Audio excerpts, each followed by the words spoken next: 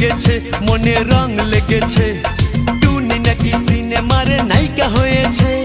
রং লেগেছে টুনির রং লেগেছে টুনি নাকি সিনেমার নায়িকা হয়েছে